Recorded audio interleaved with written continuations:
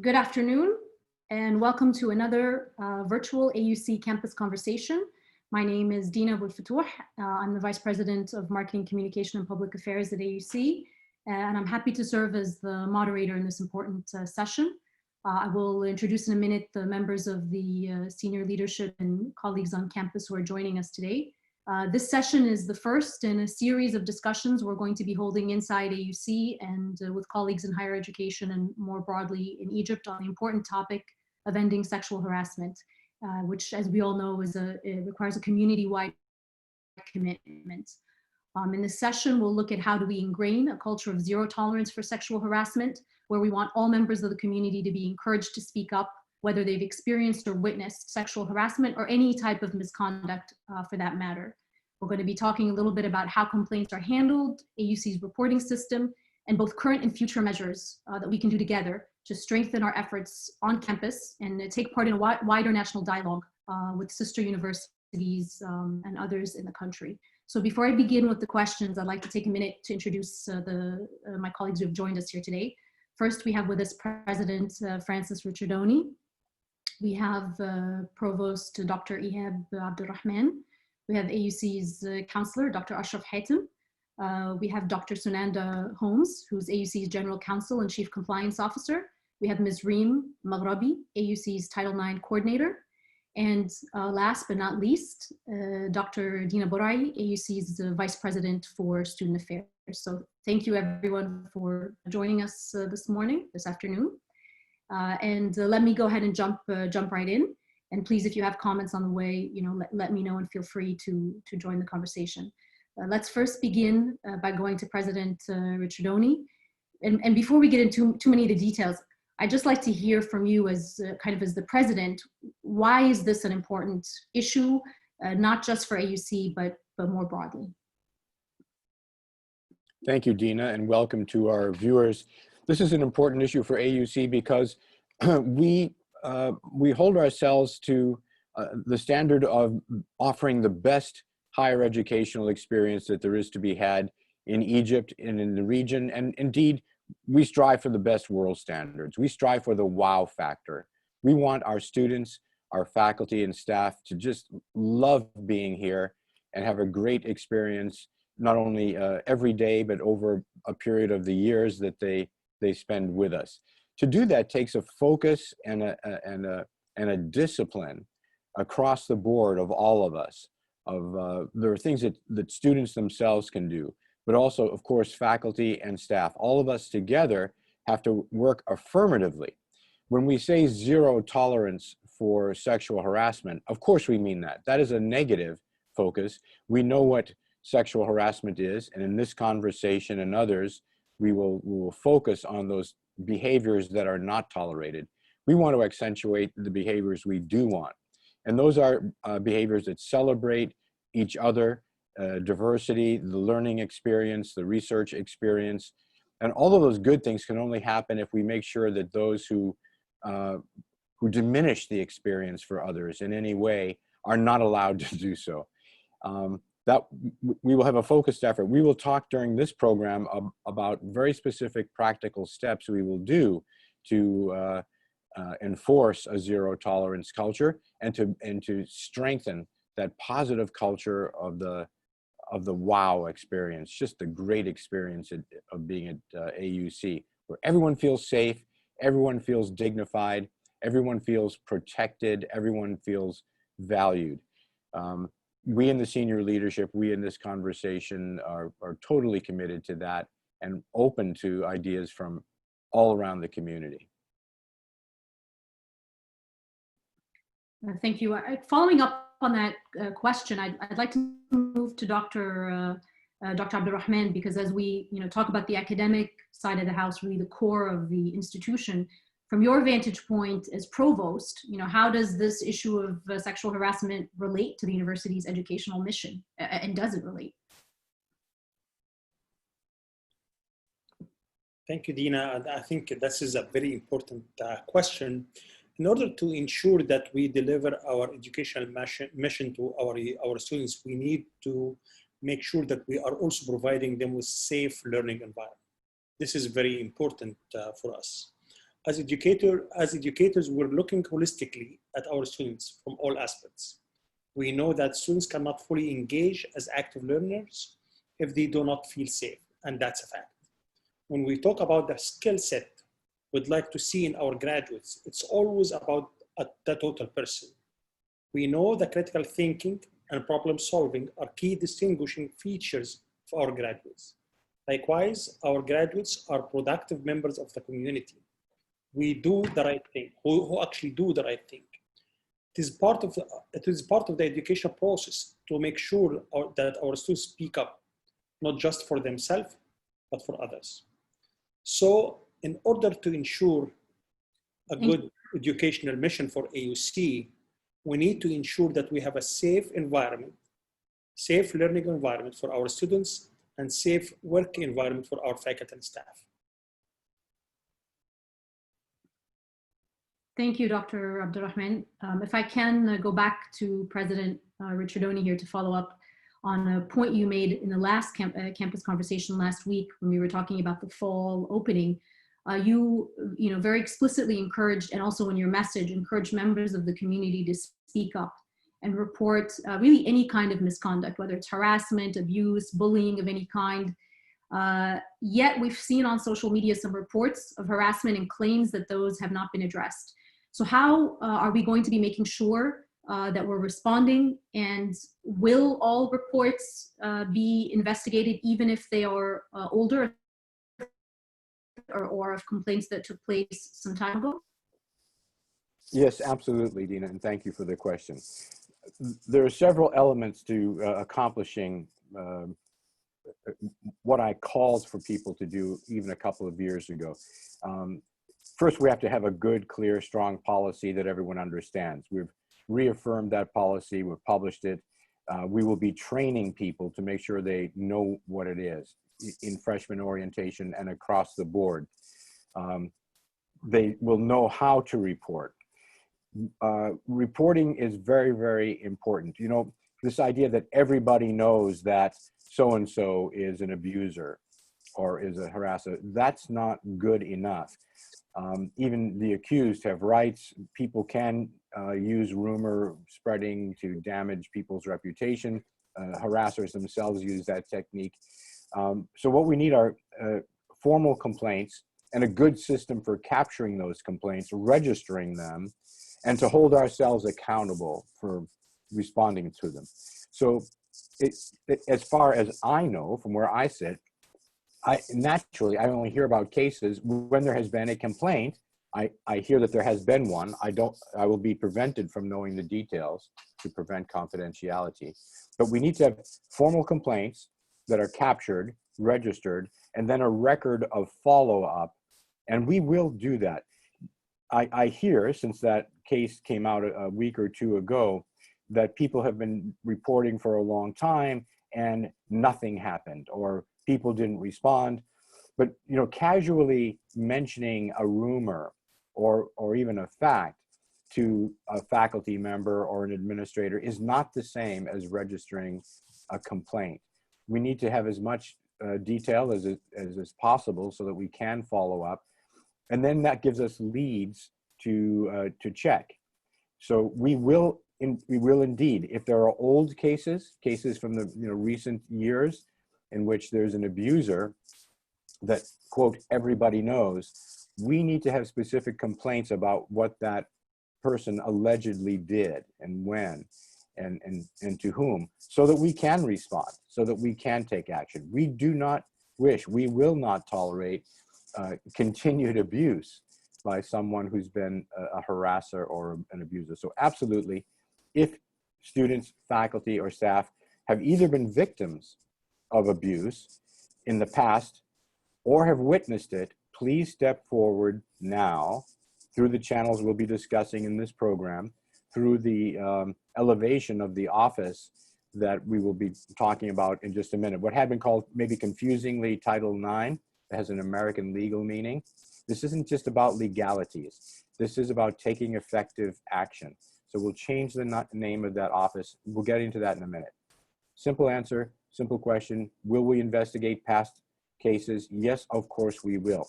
but we can't do it on the basis of rumor or I heard. It has to be complaints that have enough specificity that we can follow up. We will do that. Thank you, President Tredoni. With that actually comment about the policy, I'd like to move to Dr. Holmes, our General Counsel. So can you tell us a little bit, first, what is Title IX? I mean, just for those of us who aren't familiar, we hear that number a lot. What does that mean? And secondly, can you give us a little bit of an overview of the anti-harassment and non-discrimination policy? What does that spell out? What does it cover? What kind of things are included in it, and who is responsible for that policy? So first of all, thank you, Dina. So the Title IX, to go to the first question, Title IX is a US federal law which prohibits discrimination based on sex in all activities. So it actually prevents universities from discriminating against based on sex in all kinds of activities, and it actually started in athletic activities, and that's how. But now it covers sexual harassment, sexual discrimination, sex discrimination across the board in all aspects of academics. Our policy is based on that law here, and the university receives federal funds, the U.S. government funds here, and so that's how Title IX has an application on us. The policy applies to everyone that comes to this campus, that accesses this campus. So students, faculty, staff, visitors, alumni, anyone that comes on our campus is subject to the policy. And some of the conduct that may occur off campus, generally the policy covers conduct and activities that occurs on campus. But sometimes it may affect, or it may apply to conduct that happens off campus, particularly if it's a university-sponsored activity, for example, where university officials or university staff, faculty, students are there for an activity, or when the off-campus activity has impact on the on-campus learning environment. And so that's who the policy applies to, and we are all responsible for enforcing the policy, I think, because we are all part of the community. So we will all, like everyone, if you see something, please speak up. If you observe someone being subject to sexual harassment or harassment in any way, please report it. Also, the person that is experiencing it should report it. And as President Ricciardoni just mentioned, we should have everything, reported through a formal process so that we can take action. And we are able to take action. The policy lists out certain prohibited conduct. It just gives an examples of prohibited conduct. And so that way, people should familiarize themselves with the policies, requirements, and if they have any questions, please send us comments. And so I'm going to follow up a little bit on that as we, thank you for outlining the policy. Can you tell us a little bit more, and part of the reporting is about the question of confidentiality. So in particular, there are many members of the community who are disappointed that we were not able to say more about the recent case. So can you explain for us why we did not disclose, and how does that relate to our policy on confidentiality? And more broadly, why is confidentiality an issue, especially if there are things that are being discussed in social media? So I want to just say a little bit about the difference between privacy and confidentiality. So privacy is my own right, my own personal right to protect my information. I have a right to do that. And that is something that is observed by law. A person has a right to their own private information. Confidentiality is a legal duty on others who have access to that information to keep it confidential and only disclose it when there is a need to know. Our policy talks about, so the university is the holder of that private information of an individual. So we have a legal duty to protect it. And in our policy, we say that complaints that are filed are confidential until, as the investigation proceeds. And then depending on the sanctions, then disclosures can be made. Of course, the complainant and the respondent would know what the what the findings are from investigation or the outcomes of a case is. But as we go through the process, things have to be kept confidential. And why? Why is that important?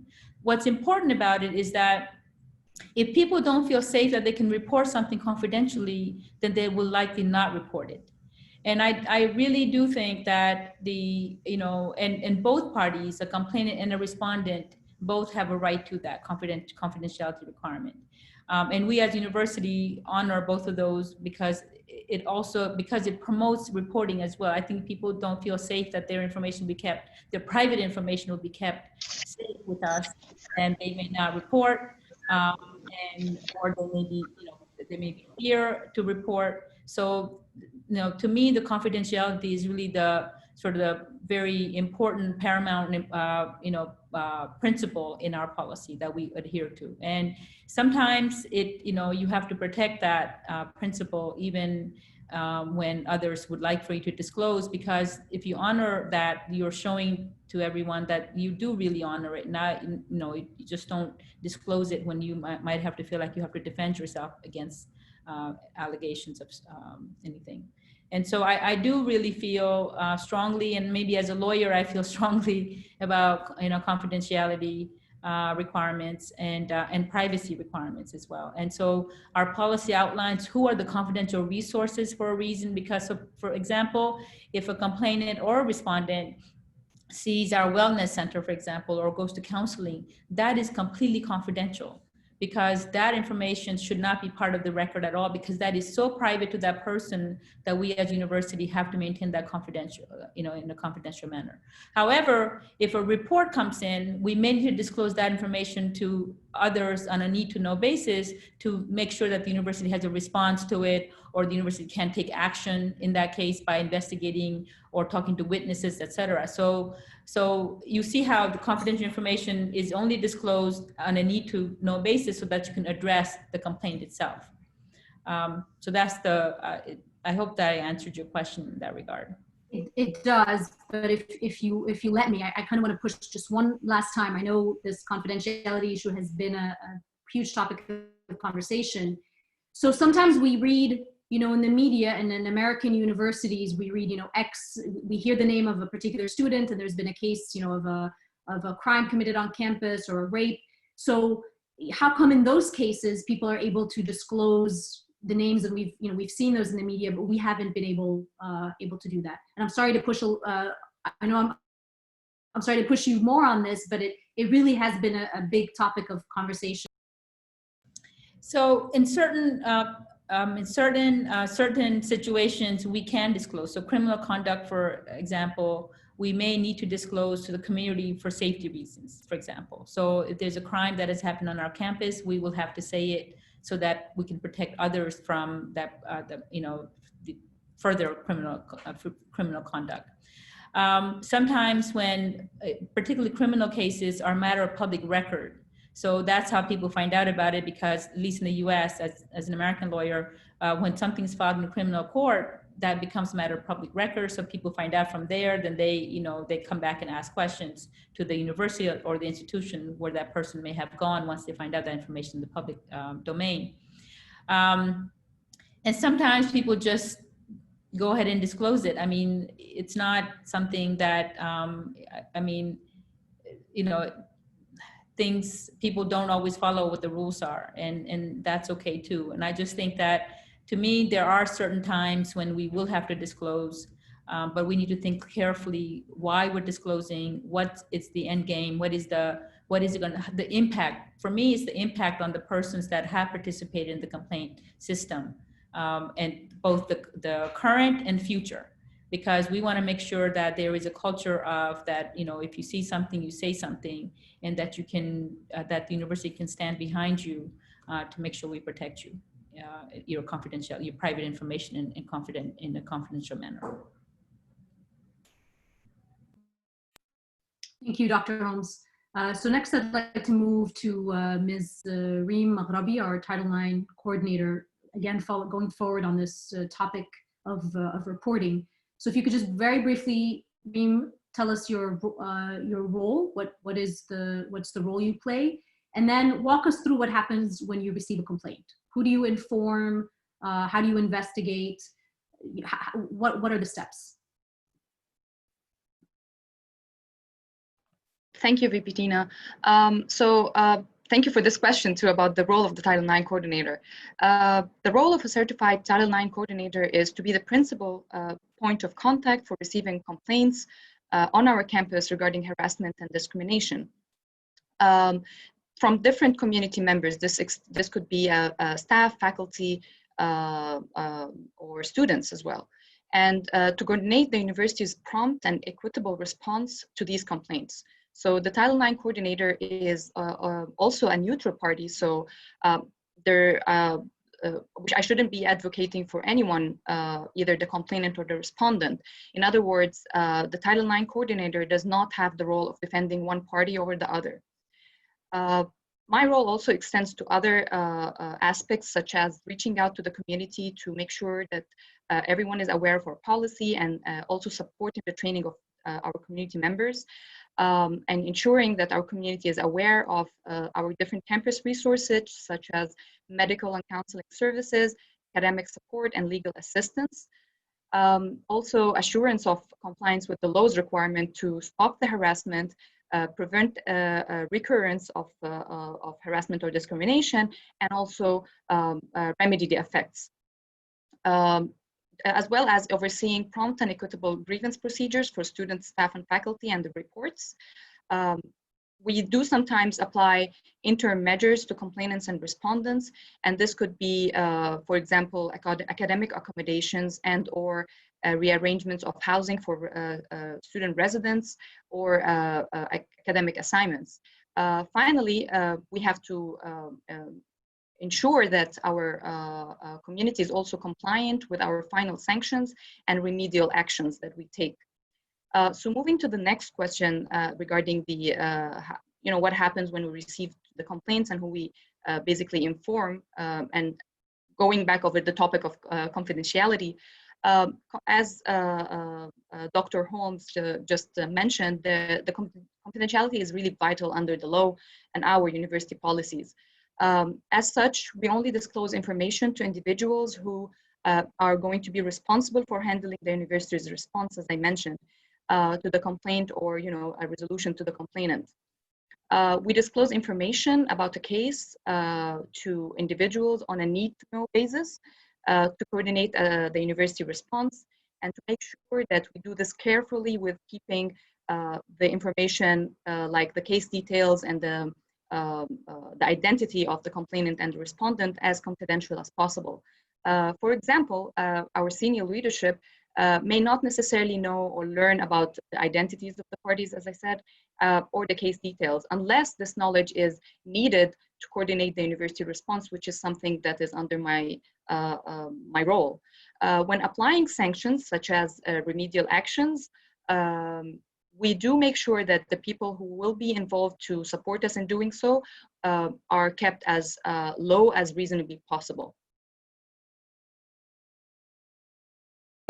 Thank you, Ms. Maghrabi. Can I ask a follow-up question on that? Do you accept anonymous complaints? Sorry? Yes. Individuals can submit anonymous reports through our different reporting channels. This could be our online reporting form that is shared a lot on our different platforms, and also through my email, or even one-on-one meetings virtually or in person. While this may limit, while submitting anonymous reports may limit our ability to respond as appropriate and to investigate anonymous or third-party reports if someone witnessed some things and is deciding to report it, this may limit our response or investigation, but we definitely encourage individuals to submit as much detailed information as possible in the reports. So it's important to also note that the university will not impose disciplinary actions based solely on anonymous or third-party reports or complaints, which are not supported by evidence. Thank you, Ms. Maghrabi. I'm going to jump back to President Ricciardoni here as we move beyond. I think we thank you to everyone who's helped us understand the policies and the procedures. And I will remind our viewers that the policy is available on the university website, and there's a page under AUC Speak Up that has the policy, steps to report, and many of the resources that we're going to be pulling together.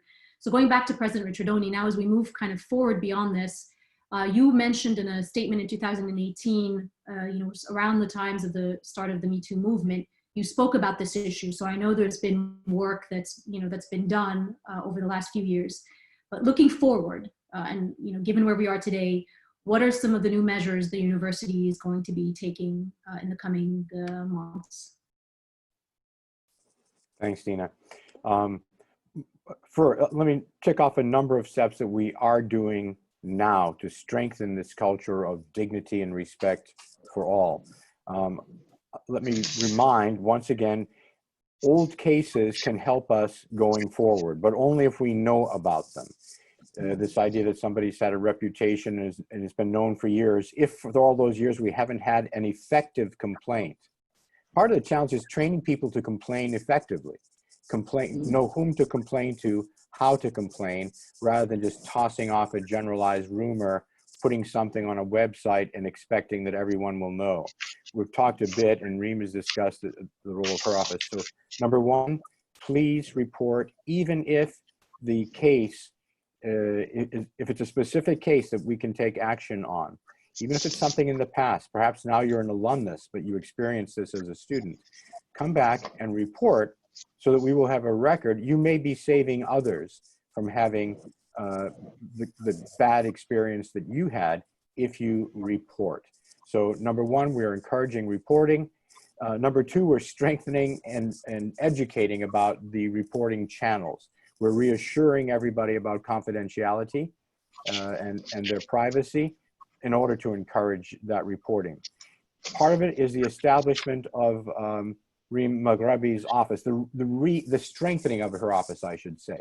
This idea of Title IX that a lot of Americans even don't know what Title IX really means. We've touched on it here. We thought we would do two things, not just change the name, but also change where it stands in the organization to make some things clear. So effective, basically, let's say immediately, the 1st of August, we will have this office that Reem Maghrabi holds, have it report directly to the president. Why? It's not that I need more direct reports to my office, but by doing that, it shows that it doesn't belong, it is not merely a function that takes care of students. It also takes care of faculty who may have their own complaints of faculty on faculty abuse or abuse of any person by another person. So students, faculty, and staff are the three everyday core constituencies physically present on campus. We have visitors, we have vendors, we have alumni who come in.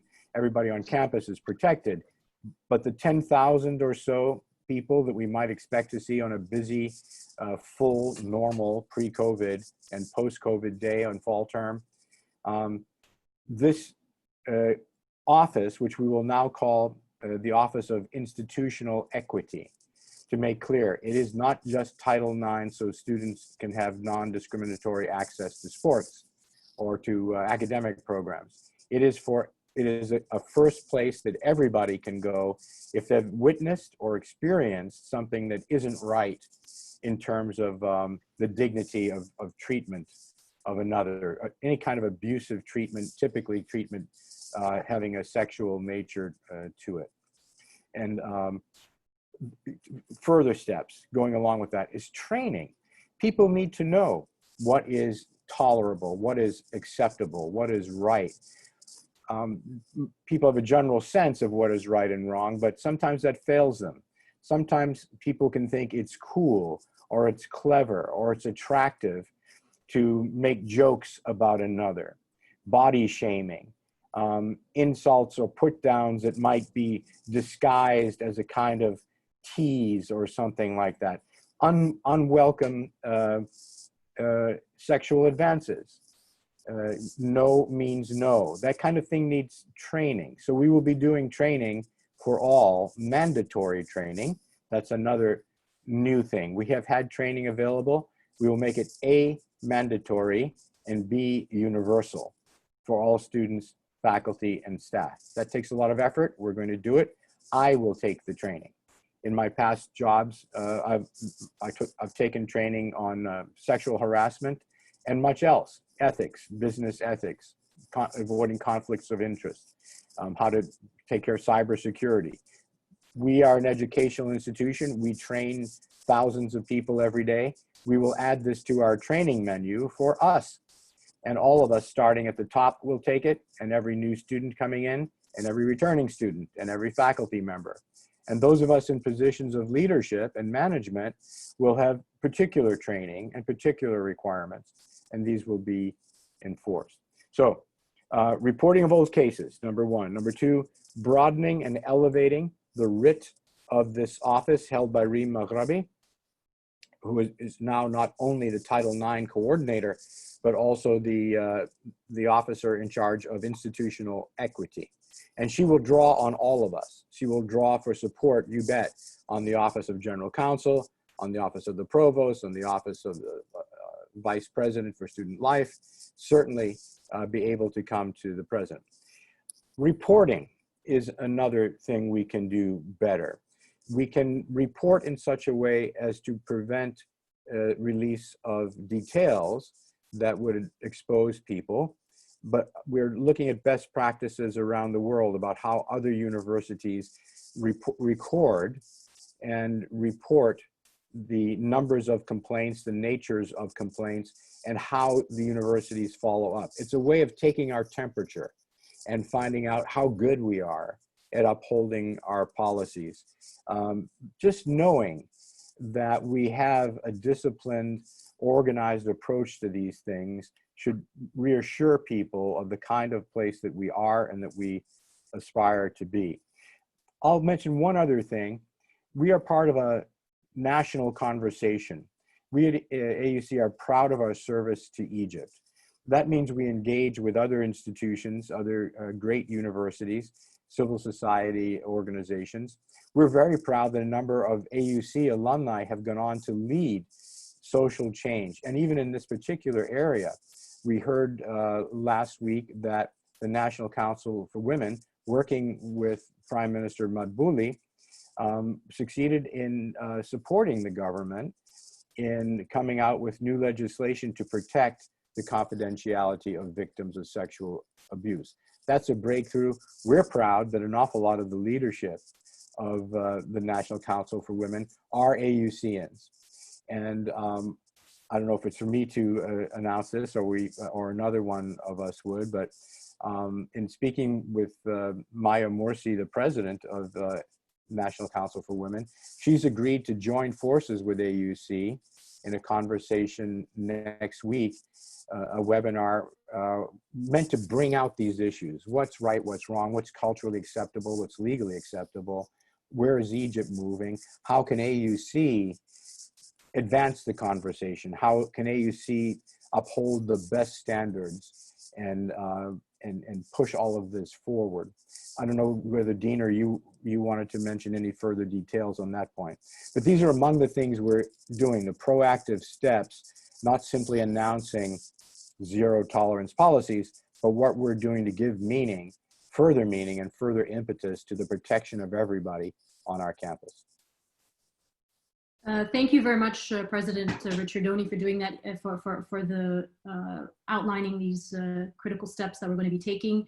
So again, for everyone, mark your calendar to hear the President of the National Council for Women, Maya Morsi, next Tuesday at 1 o'clock to carry this conversation forward. I have two kind of directions I'm torn with taking. I would like to bring our counselor, Dr. Ashraf Hatem, into the conversation to talk about a little bit of the national dialogue and what's happening. And then I will circle again to Dr. Abdurrahman to pick up on the faculty issue.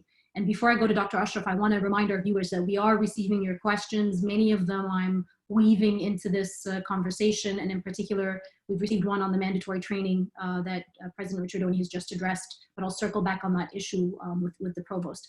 So now let me turn to Dr. Ashraf Hatem. Off of can you tell us a little bit about the moment in Egypt? What's the government doing? What's happening at the national level? Okay, thank you, VP Dina. I think as the President has mentioned, since 2014, the new constitution, we had the National Council for Women, and they are empowering they are working together with the government of Egypt in empowering this and in the anti-harassment issues in the government. And since 2014, they have increased the punishments limits in the law of the anti-harassment law. But as just a few days ago, in the last week, the Prime Minister, through the cabinet, has an amendment in the criminal code to protect the identities of the victims of harassment, rape, and during the court cases. And this was very important, as according to this amendment, it would enable legal prosecutors to conceal the data of victims coming forward with the reports in order to protect them from the possible repetition of any external parties. And this decision aimed to empowering the victims to come forward and for reporting, as President Richardoni was saying. Just yesterday, the Egyptian cabinet have also put an anti-bullying part of the law. And it's very important that they put a definition in the law of what is bullying. It's not only sexual harassment, and also how that the bullying is even through the internet or through the cyber net. It can be a crime, and how to put punishment on this. They have put a fine, and maybe it may reach to a prison for 3 years. So this is what the government has done during the last, from 2014 until now, but during the last month, the government has done a lot in this. If you want me to speak about the national universities, as President Chedoni was speaking, since 2014, there was a big anti-sexual harassment policy in the national universities. There was a very important unit in Cairo University under the presidency of Dr. Gabriel Nassar at that time. And they made, again, in most of the Egyptian public universities and some of the private universities, a unit, a special unit for sexual harassment and violence against women. I think the new thing that the National Council for Women are working with the Supreme Council of Universities to upgrade and empower these units in the public universities. Thank you, VP. Thank you very much, Dr. Ashraf, and we hope to see collaborating with our sister universities on this topic. Since I have you, there's been a question that sometimes comes up in terms of confusion on the role of the office, because it's called the council. We have two offices that have the word counselor in them. So if you could just clarify, we all know that you're a doctor, and I will not be able to resist the temptation to ask you a question. But can you tell us what is the role of your office? Okay.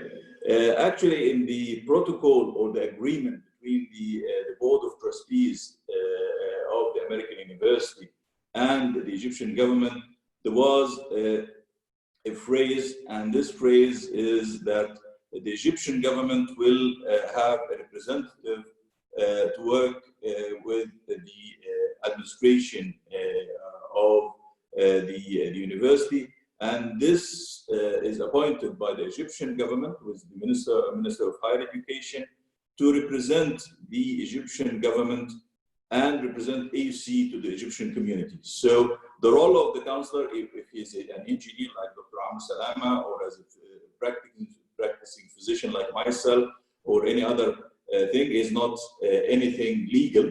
And also, it's not media spoken. I'm not a spokesman for the American University. You are there. So it is just representation of the university to the governmental entities and the academic, which is more very important. Also, the academic entities like the Ministry of Higher Education, the Supreme Council of Universities, and other universities, public and private. And this is the main job of the Council office. So the office is a liaison between the AUC and the outside Egyptian community, especially the governmental entities. Thank you, Dr. Ashraf. I will come back to you on the coronavirus question, but let me first move to Provost Abdulrahman. So we did receive a number of questions from people asking about, our mandatory training for faculty, and the president just mentioned that. But I did, want to ask you, how do we make sure that this, issue is, I guess it's a twofold question. One, how do we make sure it's not perceived as kind of a woman's problem, or this is a problem, that doesn't involve men? And then secondly, what's your message for faculty? Are they, what do you have to say to them on this topic, and what are your thoughts on the mandatory training?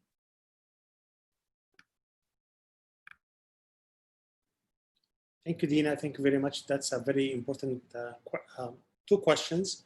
I think I truly believe that the issue of sexual harassment is not a women's problem. It's not a man's problem. It's a human problem. We all have an individual and a collective obligation to make sure that that type of misconduct is not tolerated, not only at AUC, but also in Egypt, and AUC can lead on that. My message to the faculty: we know that our faculty really care about our students, they care about their education, and they care about their well-being as well.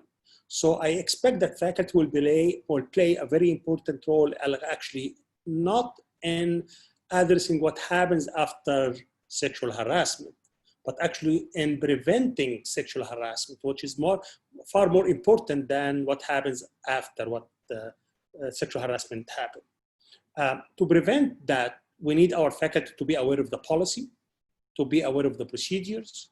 That's why we will require them to take that training. The training will be very essential for them. More importantly, that also they keep on passing the information to young faculty who join us, and also passing to them their experience when it comes to those kinds of situations. This is very important as a mentoring from old faculty to younger generation. They should be also aware of the resources that the university has to support them in addressing those issues. Reem Maghrabi is an example for that. This is one of the university resources, as well as our General Counsel, Sunanda Holmes. And I hope I answered your question, Dina. Yeah, you did, thank you. Dr. Ashraf, if I may come back to you on this issue, I know it's a diversion from the topic, but given your expertise in the area of the coronavirus, and that the pandemic continues to be at the forefront of everyone's mind, so I'll take a quick detour from the topic. Can I ask you please to give us sort of an update on the current status of the pandemic in Egypt? Where do you see the numbers, the severity of the cases, and your expectations for the direction things are going to be moving in the summer and fall, as much as I know that it's hard to give expectations? Yes, thank you, VP Dina.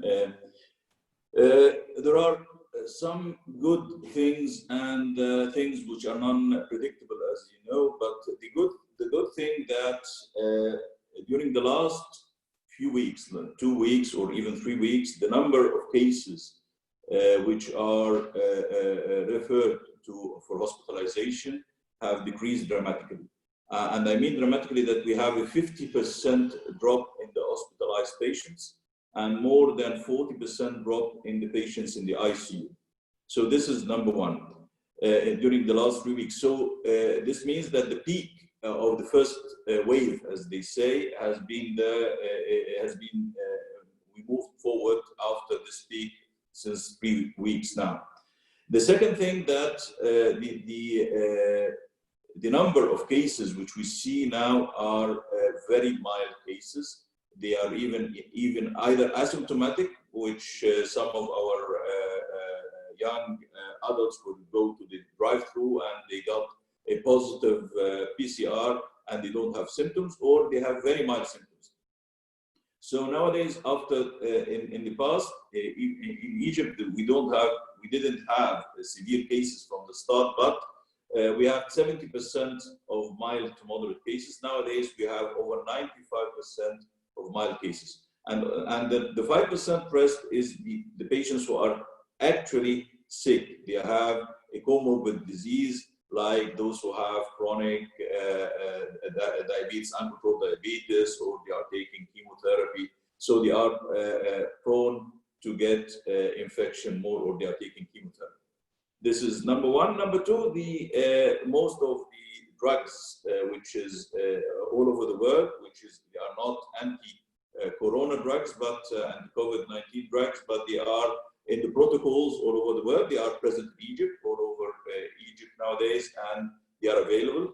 The third thing is that the testing now is available through this drive-through thing, so everybody can test himself either by the rapid test, which is the antibody test, or the PCR test. So this is the good thing. We don't know if there is, of course, we must stick to the social distancing and to wearing the mask, because we cannot predict if there is a second wave of cases or not. The predictions that if Egypt will have a second wave, it will have it in next November, because one of the causes of the decreased number of cases is the hot weather.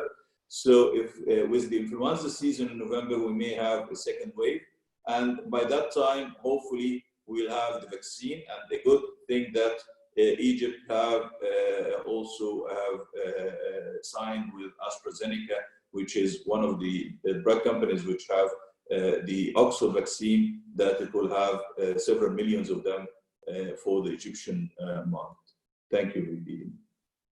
Thank you very much, Dr. Ashraf. I'd like to move to someone who's been patiently with us on the conversation, the Vice President of Student Affairs of Life, Dr. Borai. So on the topic of awareness and mandatory training, can you speak specifically to what you and other colleagues will be doing to raise awareness, in particular among students?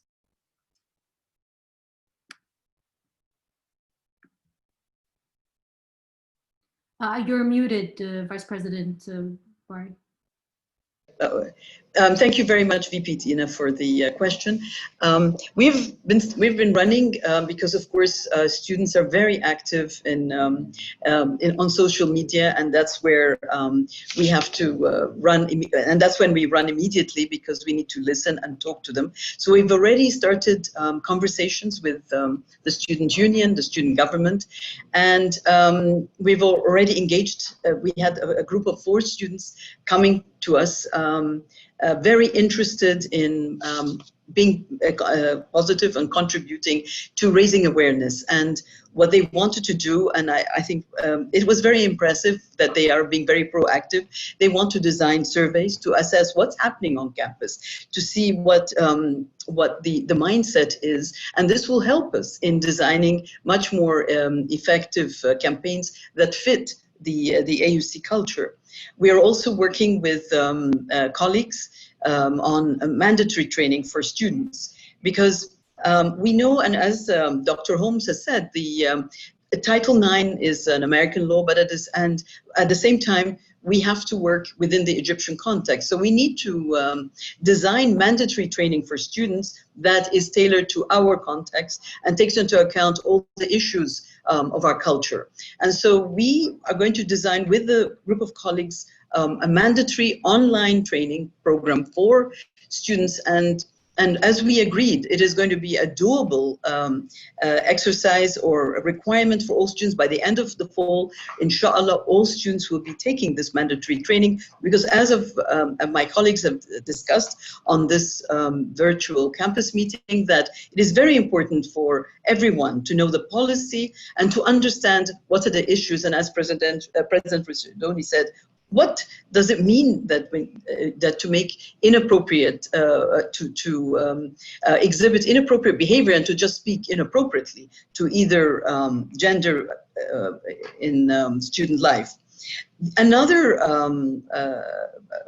campaign that we are going to be starting is the whole campus campaign, working together with you, VP Dina, in order to work with the social media, all the different platforms, in order to raise awareness and as we have been talking about, prevention is also very important, so that we make sure that students have to report if they see any inappropriate behavior, and also at the same time educate the campus and to understand that it is not only about boys will be boys and girls will, it is a mix, because one of the students said something very interesting to us, that harassment can occur in different forms. For example, if students don't like their grade, the students told us that sometimes students can harass a professor. So there are issues that we need to talk about beyond just sexual harassment student to student. Finally, we are planning another strategy that we really are, I want to echo President Fritzidoni about a national dialogue, that students are very interested and would like to organize a student conference to go beyond AUC, and in light of what Dr. Ashraf said about the universities, the national universities, and the different laws that have been introduced, that we raise awareness among, not just within AUC, but also among different students in different universities all over Egypt, and that hopefully we're again planning that for the fall. So with all these different strategies, VP Dina, I hope that it will be the raising awareness and at the same time working hard to prevent sexual harassment and harassment in the first place.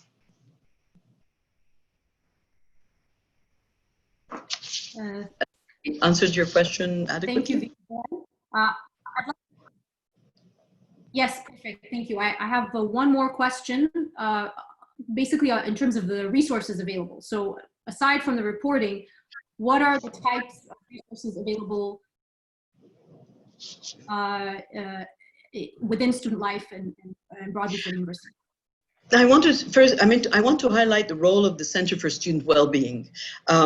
They have counselors, and of course, as Dr. Ashraf very cleverly stated, our counselors in the Center for Student Wellbeing are mental health specialists, and what we have are two modes of dealing with sexual harassment. We have immediate crisis counseling. That is, if a student experiences sexual harassment, is feeling distraught, is feeling afraid, we are encouraging students to reach out to a counselor in the Center for Student Wellbeing. The counselor will talk to them and will listen to them and walk them through the different issues. So this is one part of it. Now, as Ms. Mahrabi has said, that in some cases, there may be mandated counseling for the defendant, where then the counselors in the Center for Student Wellbeing will work using different behavioral, to change the behavior, different tools to change behavior, to talk through issues, and counselors can sometimes identify deeper and more serious issues. So these are the two different roles for supporting the Center for Student the Center for Student Wellbeing, supporting students in sexual harassment specifically. Thank you, VP Bori. We have a question from a staff member that came in regarding complaints from staff. So I'd like to go back to Dr. Holmes, because much of our conversation has focused on students. Ask you a little bit about problems or how we tackle issues of sexual discrimination that involve staff, faculty, administrators. Are those cases handled differently? And then in particular, in response to this question, if wrongdoing is found, are actions taken and how are those actions communicated? So currently, the policy sexual harassment, non-discrimination, the complaints from students are being handled under VP Dina Barai by Ms. Reem. But once the new office is created, that office will actually handle all of the complaints related from staff, faculty, as well as students. Currently, some of the cases that are involving faculty and staff do come to our office for investigations that are referred to us from HR. for staff, and then we investigate them, and then the outcome has to be shared with both the complainant and the respondent. So that will, the HR will still be involved in if cases that are not subject to the requirements of the Office of Institutional Equity going forward. They'll still be handled like employee relations. Other employment matters will still have be referred to that office or the General Counsel's Office of Investigation through the normal process of HR. As President Ricciardoni stated earlier, all of the different offices really have to work together in making sure that there is a channel for reporting and the channel for how it's, the sanctions and how, or any outcome. I don't want to use the word sanctions because it doesn't always have to end up in sanctions. How the outcomes are communicated and how they're handled as well. Does that answer the question? Yes, it does. Thank you. And VP Borai, I forgot to ask you about the Center for Wellbeing. Does confidentiality apply for people who wish to seek that help? Do you inform their parents? What happens if someone seeks help? Thank you, VP Dina. This is a very important question because I want to make a dramatic statement that within this Center for Student Wellbeing, confidentiality is not a choice.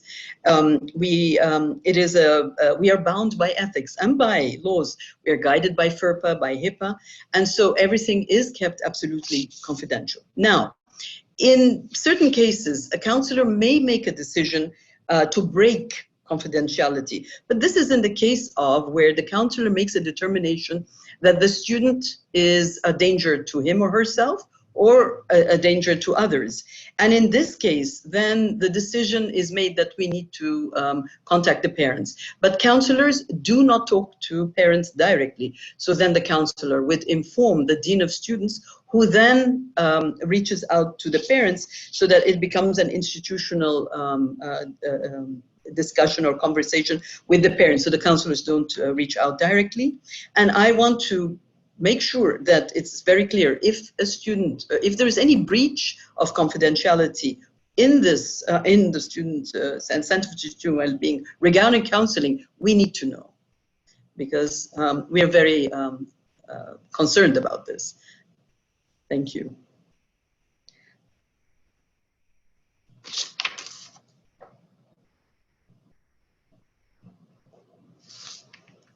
Thank you, VP Borai.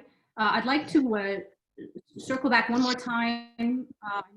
We're quickly running out of time to Provost Abdulrahman. There have been a number of questions again on the issue of faculty members who have been accused of harassment. Will these claims be investigated, and have claims in the past been investigated, and will action be taken?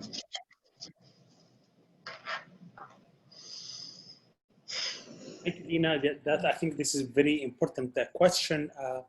And I would like to emphasize and ask anyone to who has a complaint against a faculty member to report that. Reporting is very important for us in order to investigate. We have received complaints in the past and we have investigated them. While I cannot really comment on the specific cases, but I'm prepared to say that we take all allegations seriously. We investigate, and we have in the past taken action and are fully prepared to do so again in the future if we find a misconduct.